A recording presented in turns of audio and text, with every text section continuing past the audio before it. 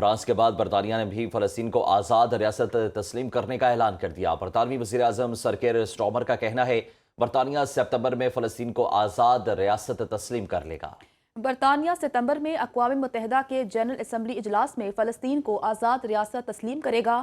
139 ممالک نے پہلے ہی آزاد فلسطینی ریاست کو تسلیم کر رکھا ہے۔ یورپی ملک مالٹا نے بھی فلسطین کو ریاست تسلیم کرنے کا اعلان کر دیا۔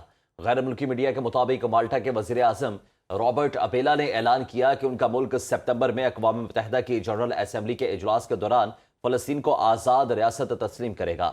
رابرٹ نے کہا کہ یہ فیصلہ مشرق وسطی میں پائیدار امن کے لیے ان کی کوششوں کی عکاسی کرتا ہے۔ مالٹا کی حکومت پر فلسطین کو تسلیم کرنے کے لیے دباؤ بڑھ رہا تھا۔ ابیلا نے مئی میں پہلی بار فلسطین کو تسلیم کرنے کے منصوبے کا اعلان کیا تھا، جو کہ جون میں اقوام متحدہ کے اجلاس میں متوقع تھا، لیکن اجلاس ملتوی ہو گیا تھا۔ امریکی صدر ڈونلڈ ٹرمپ کی بھارت پر بھاری ٹیرف لگانے کی دھمکی۔ کہا بھارت امریکی مصنوعات پر بہت زیادہ ٹیرف لے رہا ہے۔ بھارت سے ابھی تک کوئی معاہدہ طے نہیں پایا۔ اگر بھارت سے معاہدہ نہیں ہوتا تو 20 سے 25% تک ٹیرف لگایا جا سکتا ہے۔ ڈونلڈ ٹرمپ کی اسکاٹ لینڈ سے واشنگٹن جاتے ہوئے طیارے میں میڈیا سے گفتگو۔ امریکی صدر کا ایک مرتبہ پھر پاک بھارت جنگ رکوانے کا تذکرہ۔ ٹرمپ نے 30ویں بار پاک بھارت جنگ رکوانے کا ذکر کیا۔ غزہ جنگ پر بات کرتے ہوئے کہا اسرائیل کو غزہ میں امداد کی ترسیل کے لیے اقدامات کرنے چاہیے۔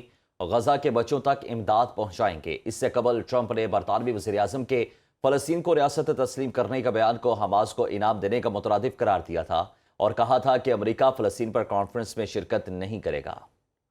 مودی حکومت نے آپریشن سندور کے دوران صرف 35 منٹ میں ہی ہتھیار ڈال دیے۔ کانگریس رہنما اور اپوزیشن لیڈر راہل گاندھی کی پارلیمنٹ میں مودی سرکار پر تنقید۔ کہا نریندر مودی نے اپنی فوج اور پائلٹس کے ہاتھ باندھ دیے۔ صدر ٹرمپ 29 بار کہہ چکے کہ سیز فائر انہوں نے کرایا، لیکن مودی نے تردید نہیں کی۔ مودی پارلیمنٹ میں آ کر کہیں کہ بھارت کا کوئی جہاز نہیں گرا۔ راہل گاندھی نے مودی سرکار کو سفارتی سطح پر تنہائی کا احساس بھی دلایا۔